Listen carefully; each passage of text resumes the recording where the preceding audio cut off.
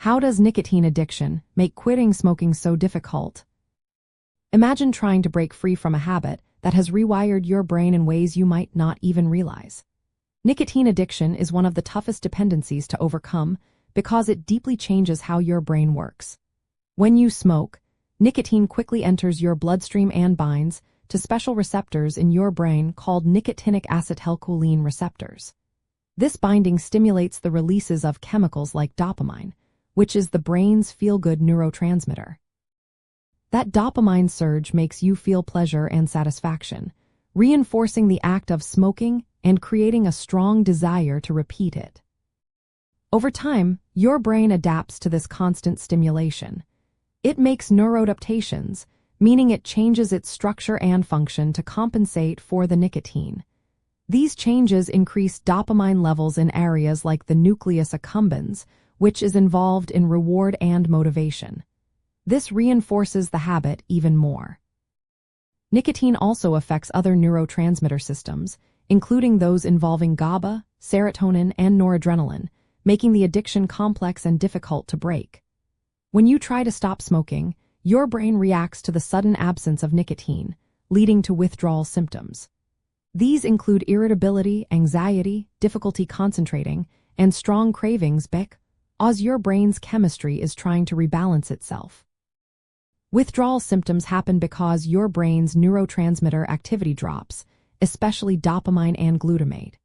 Glutamate is involved in learning and memory, so when its activity decreases, you might feel more anxious or have trouble focusing. During withdrawal, your brain also undergoes changes in glutamate receptors, which can make cravings feel even more intense and increase the risk of relapse. Besides the physical dependence, psychological and environmental cues play a big role. Things like social settings, routines, or stressful situations become linked to smoking, triggering cravings even after you've decided to quit. These learned associations are powerful, which is why managing triggers and breaking these habits are key parts of successful quitting strategies. From a health perspective, especially regarding pancreas health and pancreatic cancer, quitting smoking is crucial. Smoking is a major risk factor for developing pancreatic cancer, and nicotine addiction's strength can make it hard to stop smoking early enough to reduce this risk. Continued smoking exposes the pancreas to harmful chemicals that cause inflammation and oxidative stress, damaging pancreatic tissue and increasing the chance of cancer development. Therefore, overcoming nicotine addiction not only helps you breathe easier but also plays a vital role in protecting your pancreas and lowering your risk of serious diseases. In summary, nicotine addiction makes quitting difficult because it stimulates the brain's reward system, especially dopamine, creating strong cravings. It causes neuroadaptations that lead to withdrawal symptoms like irritability and anxiety.